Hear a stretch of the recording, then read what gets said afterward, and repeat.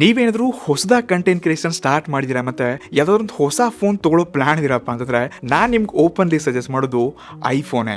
ಆದರೆ ಇಲ್ಲಿ ಕೆಲವೊಂದು ರೂಲ್ಸ್ ಮತ್ತು ನಿಮ್ಮದೇ ಆದ ಟರ್ಮ್ಸ್ ಆ್ಯಂಡ್ ಕಂಡೀಷನ್ಸ್ಗಳನ್ನ ಇಟ್ಕೊಂಡು ನೀವಿಲ್ಲಿ ಇನ್ವೆಸ್ಟ್ಮೆಂಟ್ ಮಾಡ್ಕೋಬೋದು.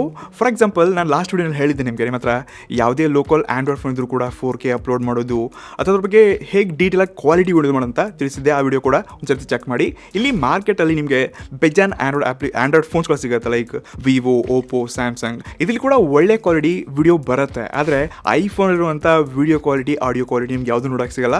ಮತ್ತು ನಾನು ಇನ್ನೂ ಕೂಡ ಯಾವುದಾದ್ರು ವೀಡಿಯೋಸ್ಗಳಾಗಲಿ ಕೆಲವೊಂದು ವೀಡಿಯೋಸ್ಗಳನ್ನ ಕೂಡ ಇನ್ನೂ ಐಫೋನಲ್ಲಿ ಶೂಟ್ ಮಾಡ್ತೀನಿ. ಎಷ್ಟೋ ದೊಡ್ಡ ದೊಡ್ಡ ವ್ಲಾಗರ್ಸ್ಗಳು ಕೂಡ ಐಫೋನೇ ಯೂಸ್ ಮಾಡ್ತಿದ್ದಾರೆ. ಈಗಂತ ಸಡನ್ಲಿ ದುಡ್ಡು ಇನ್ವೆಸ್ಟ್ ಮಾಡ್ಬಿಟ್ಟು ನೀವು ಲಕ್ಷ ಇರುವಂಥ iPhone 16 Pro Max, 17 Pro Max ತೊಗೊಳ್ಬೇಕಂತ ಏನಿಲ್ಲ. ನೀವು ಬೇಸಿಕ್ ಐಫೋನ್ 15 ತೊಗೊಳ್ಬೋದು.